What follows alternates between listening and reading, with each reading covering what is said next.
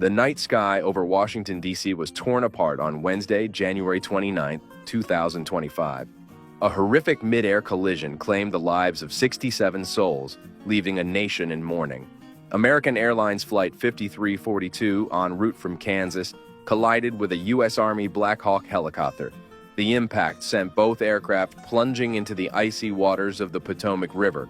There were 64 passengers and crew aboard the American Airlines flight.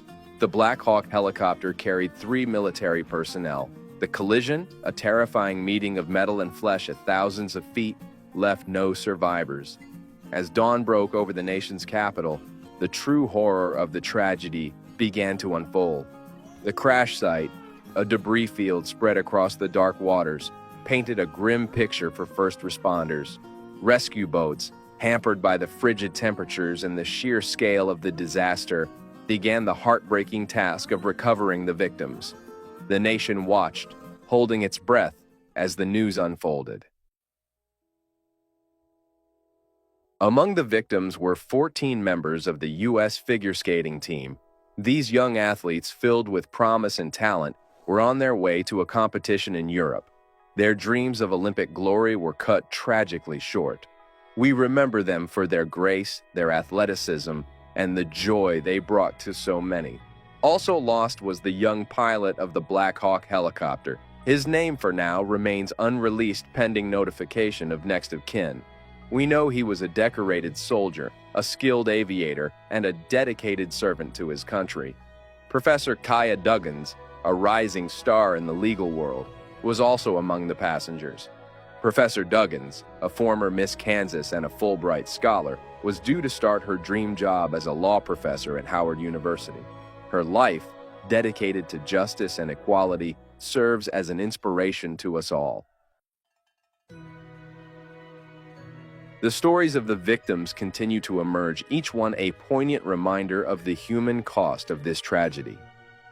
Azra Hussein Raza, a 26-year-old hospital administrator, was returning home from a work trip.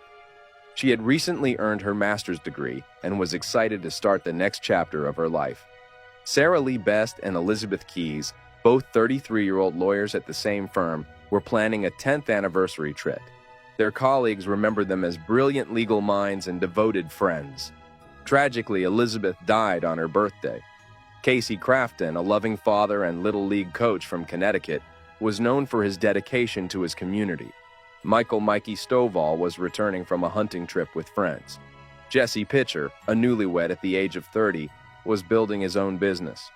Each life lost represents a story unfinished, a dream unfulfilled. As the investigation into the cause of the crash continues, recovery efforts remain ongoing. The National Transportation Safety Board is working tirelessly to recover the aircraft's black boxes.